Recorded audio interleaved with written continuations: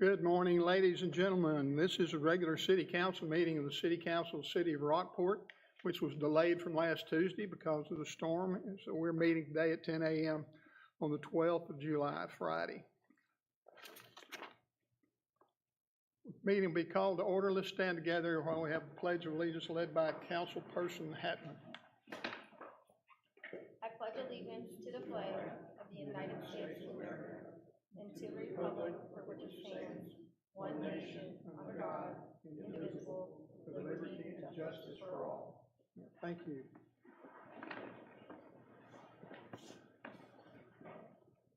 First item on the agenda is citizens to be heard. I do have one card from Mr. Scott Heim. Mr. Heim, if you would come to the podium and give your name and address, you've got 3 minutes, sir. Scott Heim, 1901 FM 3036. This is about the TIRZ. I'll keep it brief. My father was a university professor. His students routinely placed in the top 3 schools in the state on the CPA exam. Many times he pointed out incorrect answers on the CPA exam itself to the AICPA and won. He was very good at what he did. Once a group of nice doctors came to him to analyze a proposal they had gotten from an investment group.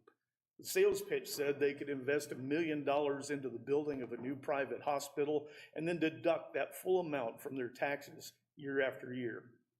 Most importantly, the sales pitch said it was all legal. It was like magic money. The doctors wanted my father's opinion, but only to confirm what they already planned to do. After careful study, he went back to them with his conclusion. The scheme wouldn't fly with the IRS. The doctors snubbed him, in effect saying that the investment group was made of high-powered attorneys, accountants, and former healthcare execs. And they had simply sussed out a way to make legal something that a lowly professor couldn't figure out. They invested, which has always been their intention. Just a few years later, the IRS came to visit those nice doctors. The scheme was not, in fact, legal. It had never been legal, no matter what the high-powered execs, lawyers, and accountants had said. The investors were forced to pay back all they had gained, plus penalties, plus interest. It was a costly mistake. You're smart people, you know exactly what I'm saying. I know what TIRZs are intended for, as do most of you now. You can get an attorney to tell you whatever you want. That's what the Austin city leaders recently did, but a judge ruled against them and found that project illegal. You can tell yourself that people like me just don't understand how public finance works. Allow me to retort in advance. You're going to sequester public funds and place them under the control of an unelected board to benefit private business by ignoring the Texas statute that spells out why and when these TIRZs can be formed, while pretending that a judge didn't recently rule that a very similar scheme in Austin was illegal. How am I doing so far? All the rest of the details are just distractions. From the sound of things, you probably had the votes to pass this before it even went public, so it's likely just a formality to handle out the terms of the vote on it. But don't delude yourself into thinking that the ends really do justify the means, or that tap dancing on the law can ever be a righteous act. You're going to do what you're going to do, but at least take a few days to talk to the Austin city leaders to find out why their TIRZ lost in court. The city is already committed to enough costly litigation over downtown. Thank you. Thank you, Mr. Heim. Next item on the agenda is consent agenda. Before we do that, we're going to have a roll call to establish quorum. Ward 1. Here. Ward 2. Here. Ward 4. Here. Mayor here. Mr. Brundred is on the road today, couldn't make it. So we do have a quorum. All right, next item, consent agenda. The following items may be acted upon in a single motion. No separate discussion or action on any of these items will be held unless pulled from the request at the request of a member of the city council. Anybody wish to remove any of those? No, I make a motion to approve the consent agenda. I have a motion. Do I have a second? I'll second. I have a motion and a second. Any further questions? If not, we'll call the vote. Ward 1. Aye. Ward 2. Aye. Ward 4. Aye. Mayor, aye. It is unanimous. Next item, consider Item number 4, consider approval of the second final reading of ordinance number 1937 of the city of Rockport, Texas, amending the code of ordinances to provide a process for petitions for release from the city's extraterritorial jurisdiction, providing a saving clause, providing that the ordinance is cumulative for all ordinances, amending Appendix A, fee schedule, Article 5.500, application fees, to add a fee to process for a petition for the release of extraterritorial jurisdiction, and amend Article A, severability clause, providing for publication, providing an effective date. Ms. Goodwin. There are no changes since the last meeting. Okay, thank you, ma'am. Any questions, council? I have a question. Approximately how many hours do you think is involved in this process? So the petition alone and then doing the research to make sure everything is there. On my part, the ones that I have handled in previous city, I would say take about 3 hours, 3 to 4 hours. And then from there, it would go to the Public Works, and it would go then to the council, to the city attorney, and to the city manager. And then once it's approved, then we would have to redo all the maps.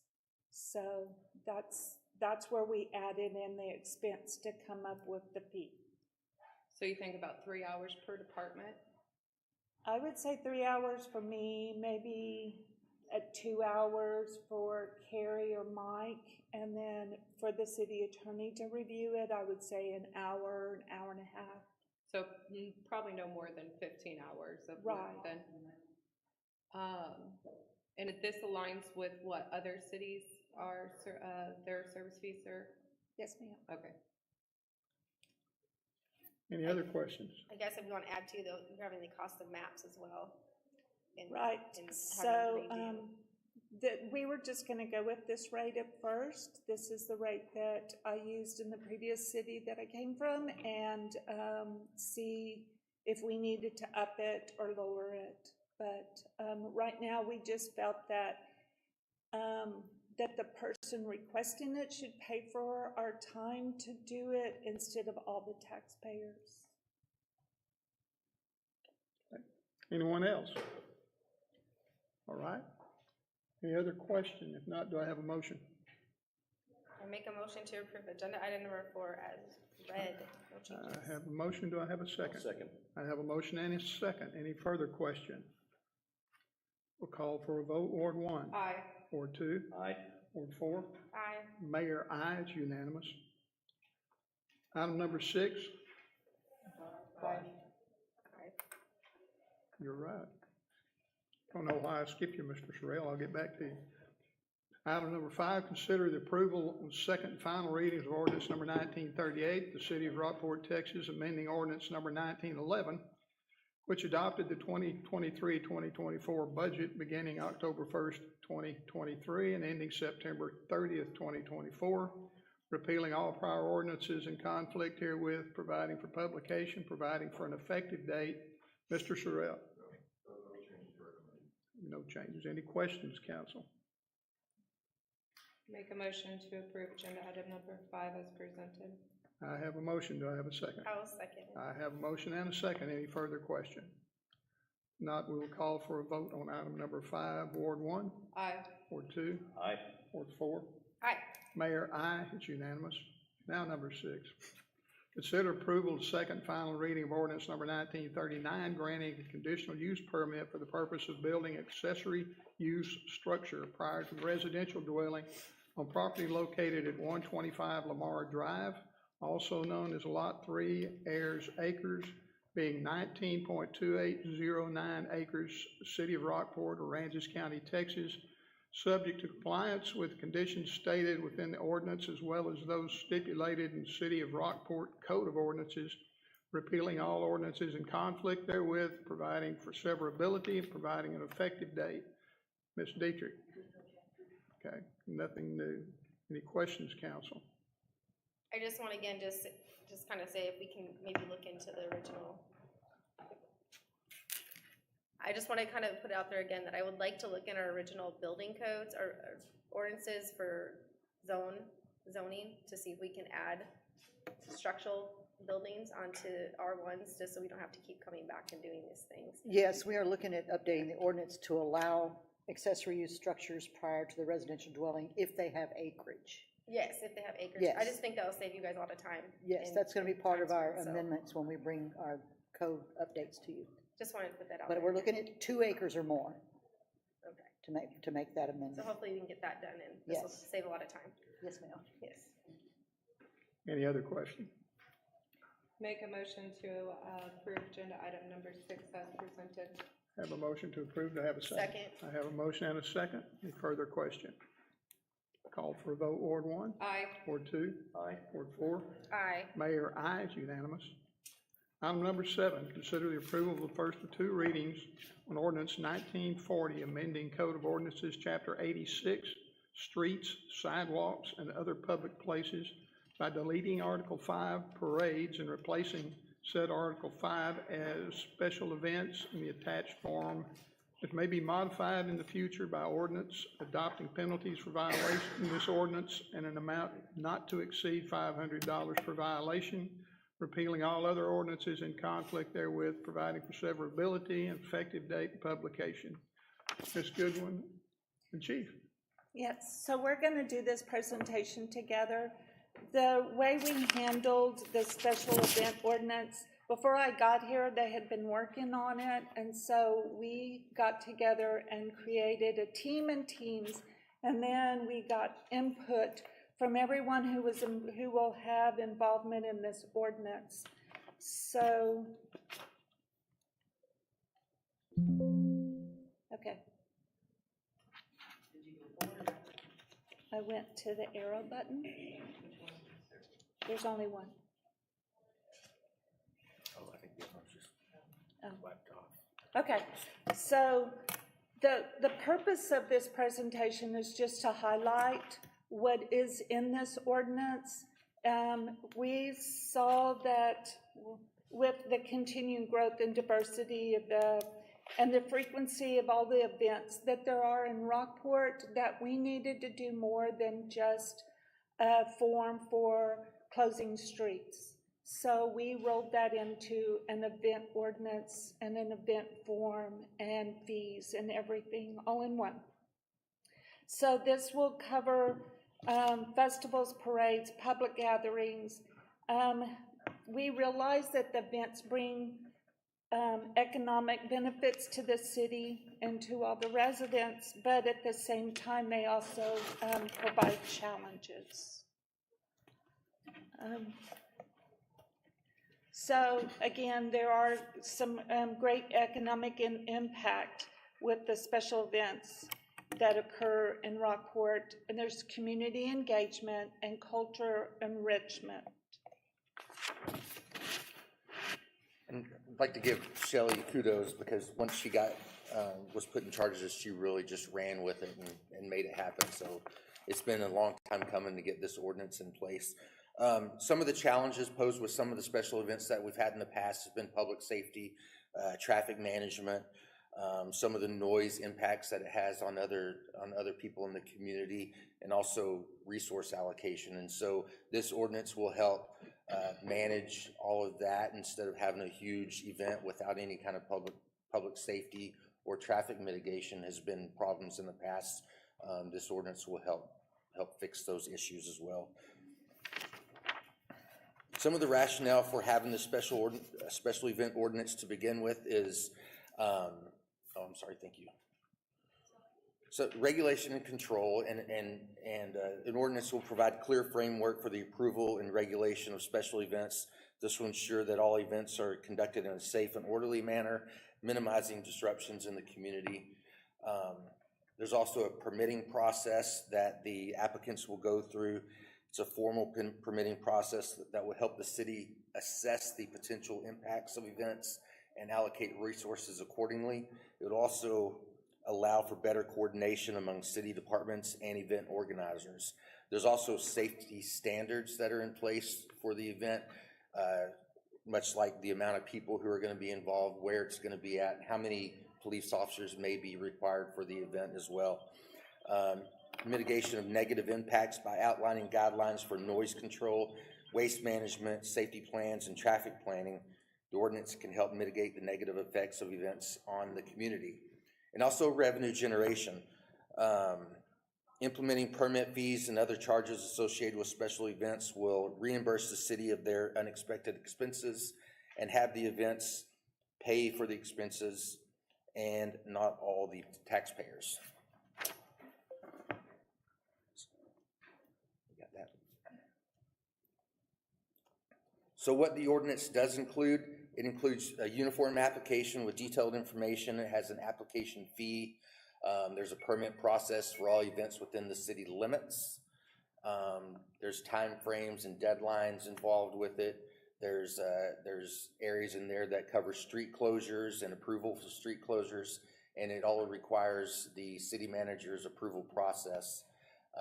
And the city council, you all can hear appeals if there is one that is denied. Requirement for a bond and/or insurance and cash bond is also going to be required for each event that is applied for. What the application itself does include, it has event information, where the location is going to be, what are the event components, if there's any street closures involved will be in there, if there's any security requirements they will be in there as well. There'll be communication form requirement from the applicant. There'll be a requirement for traffic and safety plan as well, as we already discussed. Any equipment that may be required, and also a trash and waste management plan as well. All right. So there are some set deadlines. So this is the agenda approval process. There will be set deadlines. There will be a special event approval team. Everyone will look at the application and make sure that they've got all the information that they need for the to cover their part of the event. There will be the composition of the team will be the city manager, city secretary, parks department, public works, and the police department. And then anyone else we might need to pull in. So there are set fees. These will establish to cover city expenses. As you read the ordinance, you see that we take out barricades and then usually it's overtime to take those out. So we're trying to get those covered, those expenses covered, especially when they're at the last minute and we didn't know and we didn't budget it. So there's special event guidelines. Once the ordinance is adopted, we'll put together an easy guideline for whoever's putting on the event to understand the process, the fees, and the rules. And conclusion is the ordinance is just to balance the benefits of special events and to maintain public order and safety without having a lot of impact on the residents who live here.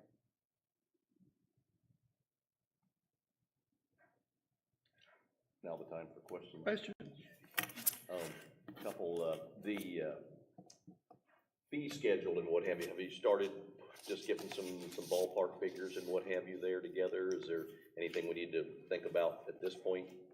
So I think the fee schedule's in your packet. I can tell you some of the fee schedule, but some of the fees has to do with the police department, has to do with barricades. We did not enter the pool in there, and so I need to make that correction because I think there's an ordinance that covers the pool expenses. But we did want to list those, and we'll reference to check that ordinance. There is an application fee. If you are, if we're asking you to turn this in 60 days before your event, and if you or later than that, we go up on the fee because we're going to have to rush through the process. This is just to get us started, and if we find it's too much or too little, then we will adjust. There is a provision that the city manager can waive some fees.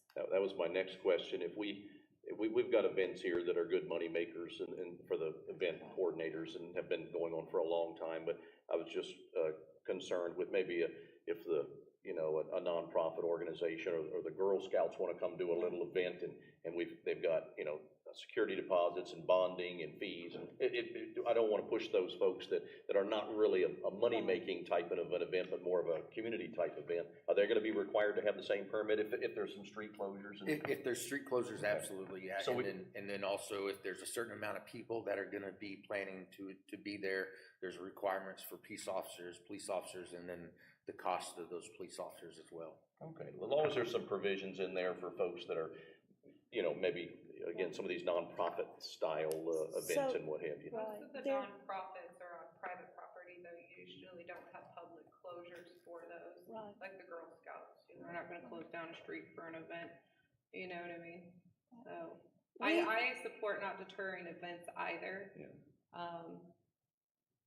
So, I get what you're concerned. Yeah, recouping the cost that can be substantial is fine, as long as there's some mechanism there for folks in the community that have done this in the past, and we don't want to push them out or squelch their. Correct. So, you know, I got a call yesterday that they want to close some streets, and they know that their event is in October, and I asked if she would just wait until this application, so that instead of her trying to gather all this information, it'll be nice and clean and we can present it to everyone. If she doesn't like the city manager's answers, then of course she can appeal it to come to the city council. And that's where I would come in to put it on the agenda. So just to kind of, I think most of the applications that come in front of us, I don't see a lot of nonprofits, but I'm just wanting to make sure I'm hearing what you want to say. So you want to put an extra processing fee on here, maybe like a discount for nonprofits. Is that what I'm hearing from you? Or like a provision to help them with cost?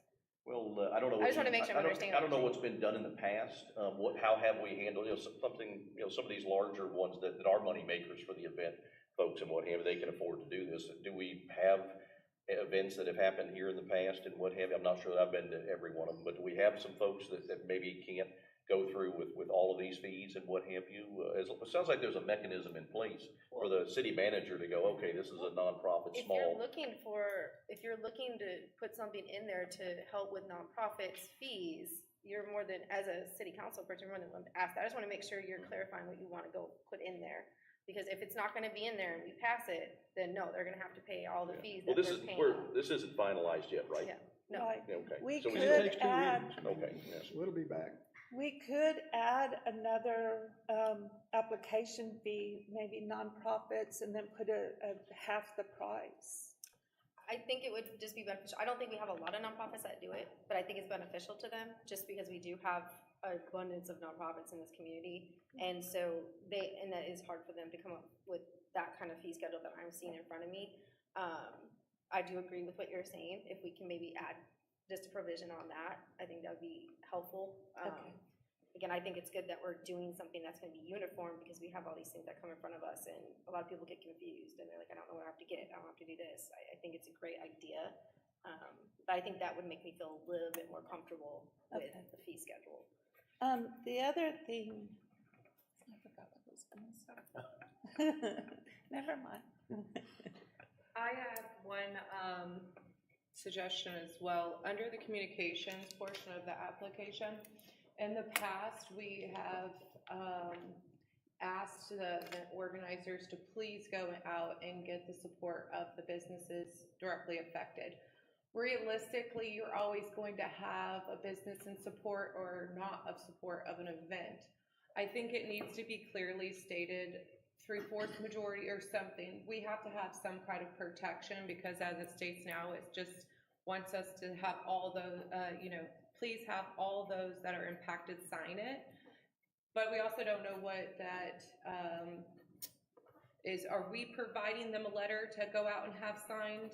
Or are they developing something? We're going to create a communication form that they have to take, and we'll put like a boundary, not maybe ones next door, but maybe use what the planning and zoning has to use, where it's like within 100 feet or 200 feet. We can do that as well. I just think it's important that we are stating that it needs to be realistic in the sense of a majority of support, because you're always going to have that detour of non-support for any event, right? Right. There's always that placement of concern there from one business owner, home, whatever it may be. So we need to give those organizers some leeway there. And then my other question is, as far as this fees, have these values ever existed within our area before? No. Because we surely don't have, I am, instead of, starting high and working our way into corrections low, which takes time, I do not want to, especially because my merchants downtown often are the ones that are utilizing, or going to utilize this ordinance the absolute most. And as far as frequency goes, I don't want them to be negatively impacted by this ordinance. So it's my concern, are the values realistic, and what are we basing that on? So we reviewed several different cities who have events regularly, I think about 5 different ones, and these are actually much, much lower.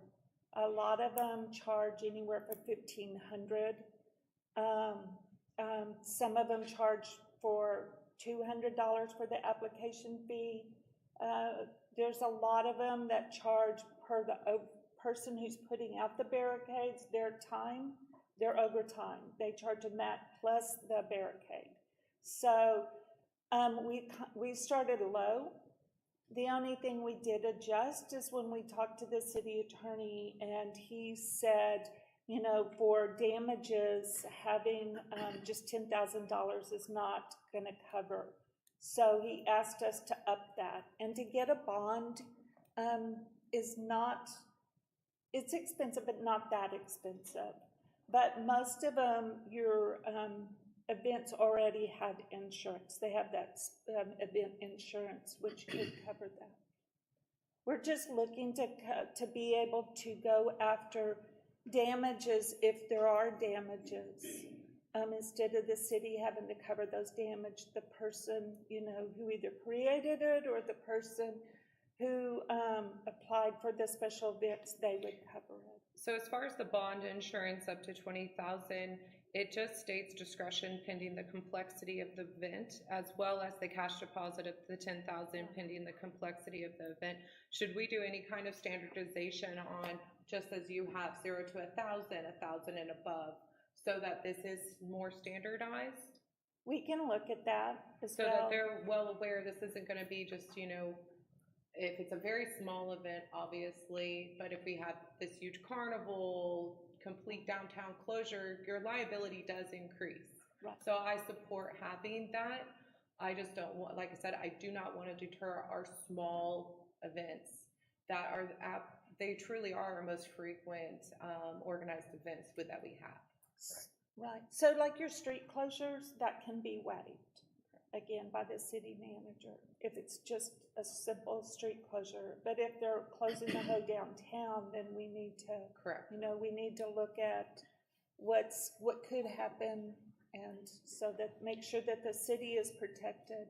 I can tell you that the city I came from, I probably told someone this story before, but they had an event going on that they had a permit, they had a bouncy house, and someone got in the bouncy house and the wind picked up a little bit, and a lady fell out and she had to be resuscitated. And she tried to go after the city, so the city immediately had to work on their coverage, what they had, to make sure that they weren't going to get held in the middle. Shelley, and I know these fees schedule is just a starting point for us. We'll maybe adjust these a little bit, but to expand on Stephanie's question, if an event was applying today, and none of this is in place right now, do we have any of these fees? We're right now, if an event was going to happen tomorrow, might be a small application fee, but none of this exists right now? Right. Okay. So any event that would happen between now and the next meeting on the 23rd, they're holding the event. We know of one person that's coming back, and that one would probably most likely be waived because he's gonna have to come in right after. But then again, any kind of street closure, anything like that will have to come back to you. So if I get a street closure in, you know, I'll put it on the agenda because the ordinance wouldn't have been adopted yet. Okay, so, but the folks out there that put these events on, again, from small ones to the largest ones, Right. their history with us in doing these events is have virtually no cost to them with the city, and they're gonna see some substantial costs now and what, so we're changing it a lot, which may be the right thing to do, but I just wanna make sure I understand, being the newest one here, that, you know, we're going from zero to somewhere else. We need to be prepared for the questions and, you know, I've done this for the last 10 years and I paid a $50 application fee. Now it's gonna cost me, you know, probably substantially more for the very same event. As long as we're prepared, and it sounds like we are, to explain why, and there's a tremendous amount of cost and what have you from the different things that we do to support the event. We're just supporting it at no cost right now, it looks like, so. There is a lot of cost. The cost would involve Mike's budget and mainly the chief's budget is where they get hit for, at the last minute, having to pull people on and having to pay overtime. Yeah. As long as we're prepared for that, and to explain what we're doing here with this to the public, because it sounds like the event promoters and what have you that are probably used to doing business here have had virtually no fees for years past, and now they're gonna see these. As long as we're prepared to explain why and to cover the cost, and I don't think the city should burden, you know, and have all of those costs for these events that they're making money on. Shelley, these deposits, at what point are they due during the application process before the event occurs? So the application fee would be when you turn in your application. The deposit would probably be after we all look at it, or the team looks at it, and then we would request the deposit. Because we would need to set it to the right amount or waive it. Because I know that Matt had mentioned the nonprofit portion. I was just curious if when this is presented to city council, at that point, we could waive a security deposit based on the event. Correct. The city manager can waive it, or she can lower it, and if the person, the event planner does not like that, then it would go to council. And at that time, then the council can say no fee. Do you feel like it needs to be amended to include a portion for nonprofit? I'm actually ready to make a motion. I actually would like to make a motion to postpone this and fix the little things that we would like to be fixed on here. I think there's quite a few issues that we're having with it, and I think it needs to be fixed before we actually go ahead with the first reading. Okay. Such as the nonprofit, adding a realistic support system, making it more standard, just making sure those little things that we have talked about. I'd like to postpone it to the next city council meeting and maybe have A workshop. I don't know, a workshop, but maybe a public hearing. Yeah, I would like to have I would like to make a motion to postpone this, to add our requirements and our questions onto the next first reading, and then also add a public hearing so we can have people speak on it. I'll second that. That's postponed until next council meeting. Next council meeting, yes, Okay. please. I have a motion and a second. Second. Question. You're the third. There's no question. Call for a vote to postpone. Okay. Ward 1, Aye. Ward 2, Aye. Ward 4. Aye. Mayor, aye. Along those lines, let me say right quick, having been here long enough that I can remember way back when we rode horses and had stages coming through and like that, we never recovered the cost of a downtown event that shut down streets because the people would tell us how many officers they wanted and how many barricades they wanted. The barricades would go out and then we couldn't find them, and half of them were knocked down by cars and broken. And if there is a requirement that says if you have so many people or so many streets shut down or a certain size of the area, you're gonna have this many officers. Well, it's a help because we don't have to squeeze that down, and we don't have to end up paying the overtime for the folks. But there's a large commitment that the city goes into when we're dealing with this, and in probably all of our departments, there are shortages of staff to do those jobs, and we have to pay more people to be working on the street while other folks are doing the rest of the job.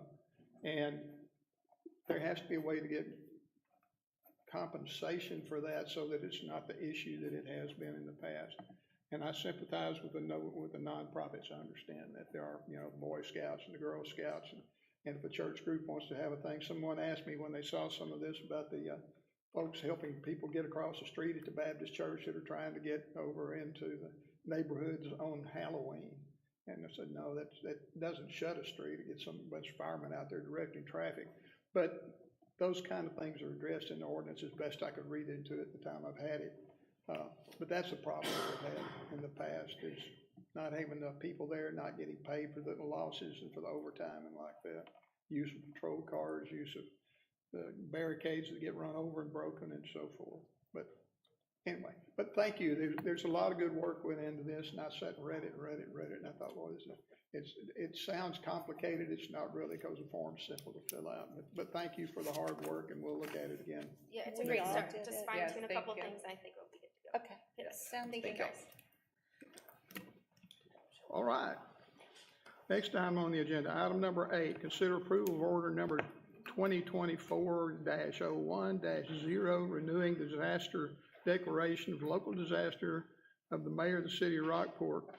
What came up with this is the county judge made the declaration for the disaster, which is fine. This is while I was home taking care of my wife while she had her surgery. And our opinion was that if the county judge signs the thing, that that's good enough.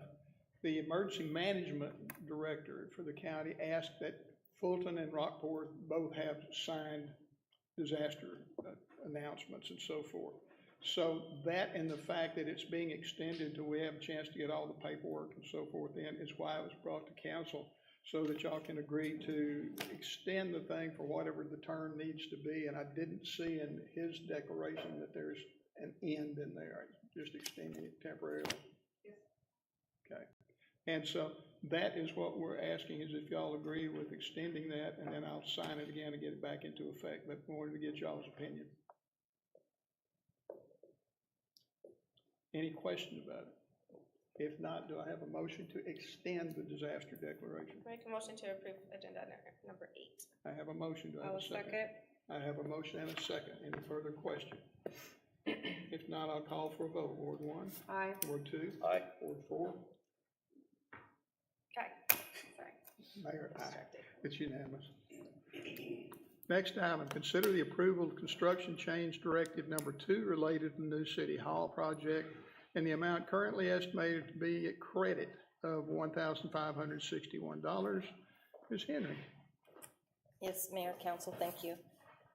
The construction change order that is being brought to you today consists of 3 items, which concludes to a deduction of $1,500. The first item is the raceways on the exterior building sign, so where it says Rockport City Hall on the outside of the building, there's been a change in the design of that, so it was an increase of $6,700. The decrease of $12,600 had to do with them removing the shells from what we were anticipating being shellcrete for the sidewalks around the building. So they have reduced that. There is potentially another change coming because we're flipping the integral coloring from being in the center to being on the outside, so we may have another direction on that. We're just waiting to hear back on that. And then the third item was an increase of $4,300 for the lighting in the 2 display cases in the middle of the building, the lobby downstairs. We had them in there, and we said there should be lights there, but we didn't tell them to put electricity to the light bulbs, so we're including that at this point. So it is a total decrease of $1,561.10. Do y'all have any questions? I like credits. I make a motion to approve agenda number 9 is read. I have a motion. Do I have a second? I will second. I have a second. Any further question? Call for vote. Ward 1? Aye. Ward 2? Aye. Ward 4? Aye. Mayor, aye. It's unanimous. Item number 10, consider approval of award a bid to Raw Demo for an amount not to exceed $9,850 for the demolition and removal of existing concrete and asphalt located at the Main Street Visitors Kiosk and Art Installation Site not to exceed $9,850. Ms. Henry. Yes, again, Mayor and Council. This item is being brought to you, just as a recap, we brought went out for requests for proposals previously, and we did not receive any the first time, and the second time it was really high, so we declined that. So at this point, we are breaking it down into smaller pieces. We are working with Warren Hassinger to help us get local bids and try to make sure we've got 3 bids coming in for each piece of this project. At this point, this is just for the demolition and removal of the concrete that's already there and a section of the asphalt on the north side of the area. And so at this point, the low bid has come in at $9,850. And we are seeking, our recommendation is asking y'all to approve that bid for $9,850 to raw demo. Questions, council? I know that we're trying to do everything kind of a la carte now. Yes, ma'am. To stay within the scope of the project as well as the cost. Based on the raw demos quote of the 9,800, that falls well within our flexibility to still move and complete the other tasks needed. It's going to be tight, but we are going to get all of it done in a timely manner. But yes, from what we're seeing, we should be able to get it all done. When we, in the engineer's bid, they had bid $5,000 just for the demolition and removal of the concrete alone. So this is a little bit higher than was anticipated. However, this is for the concrete and the asphalt. So it's still within a price range that the engineer is comfortable with. And when was that engineer report received to us? How old is it? Based on, I mean, we've got a lot. It is the engineer's cost estimate. It is this year. It was during this process. Okay. Other questions? Now, do I have a motion? I'll make a motion to approve agenda item number 10 as presented. Thank you. I have a second. Second. I have a second. Any further questions? We'll call for vote. Ward 1, Aye. Ward 2, Aye. Ward 4. Aye. Mayor, aye. It's unanimous. Next item on the agenda is city manager's update. City manager sitting home with her wrist hurting because she had surgery on both of them a couple of days ago.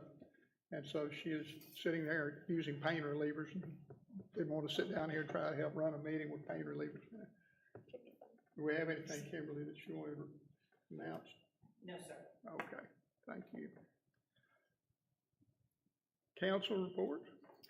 I don't have too much to report at this time. I know we all had a lot of hurricane prep last weekend, so I am fortunate and grateful that we weren't directly impacted. And, you know, I think we'll be ready next time.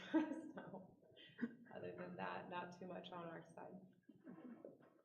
Ward 2 met with several of the businesses in my ward, and we're going to be, I'll get with Kimberly and Vanessa, we're going to do a little meet your council member town hall type of thing at one of the businesses over on Market Street agreed to let us have their little area there after hours, so we're looking forward to announcing that shortly. All right. Not too much. July 4th, you know, came and went. It was a busy time around town, and I think it went well. Fireworks are great, and I think we didn't have too much incidents. We got to go on the boat, me and Councilmember Matt over here, so that was fun, and yeah, that's about it. Right. For my part, I was obviously meeting with the Emergency Operations Center folks as the hurricane was coming in, and I would like for everyone to know that you've got a lot of really dedicated people that come to those meetings, about 60 or 70 of them at a time, and make decisions on behalf of the city, the county, and the town of Fulton.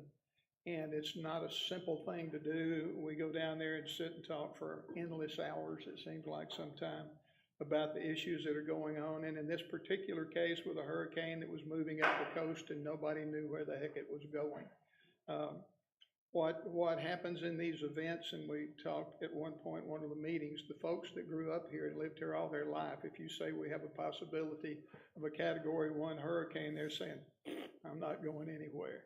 The problem with this storm is it was Category 1 for sure, maybe 2, and at one point possibly 3, and we saw what it did to Houston and Galveston. And we didn't need that. If we order an evacuation, which we did, we do that way ahead of time, because if we wait until after Corpus Christi does something, people can't get out of here. So there was a lot of discussion, a lot of hard work, and a lot of good folks expressed their opinions. We did call for an evacuation, particularly of people living in low-lying areas, or people that had medical needs and would need assistance from a doctor where there wouldn't be one here. The emergency center would be shutting down. There was no emergency care. And people needed to know that, and people that needed that type of help needed to be somewhere else. So you had a dedicated bunch of folks that deserve a whole lot of appreciation from all of us for being down there and taking care of those issues. And I was real proud of the way they did it, some of them for the first time. And it was interesting. It was a lot of hours, but you had good people trying to take care of the welfare of our people here, and I appreciate them. Okay, City Council will recess in this meeting and reconvene in executive session pursuant to Texas Government Code Section 551.071, consultation with attorneys, and 551.074, personnel matters. Chapter 1, City Hall, number 1, City Hall, number 2, Concho Street, number 3, General Land Office, and drainage projects and data pros settlement. And to deliberate the appointment, employment, evaluation, reassignment, duties, discipline, or dismissal of an employee, the city manager. We are in executive session. It is 10:46 a.m.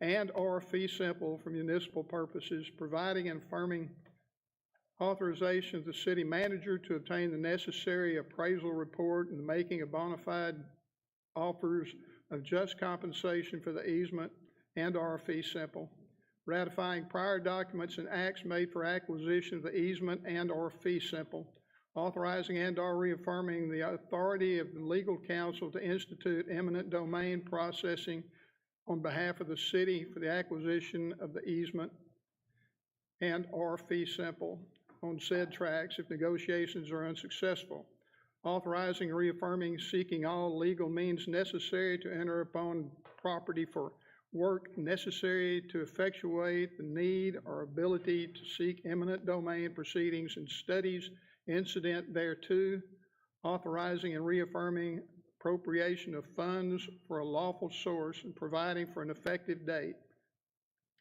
Do I have a motion? I'll make a motion to approve agenda item number 13 as presented. I have a motion to approve. Do I have a second? Second. I have a motion and a second. Is there any further question? If not, we will call for a vote. Ward 1. Aye. Ward 2. Aye. Ward 4. Aye. Mayor, aye. It is unanimous. Have a motion to adjourn? To adjourn. Have a motion to adjourn. Second, we are adjourned. I wasn't prepared. This was our one.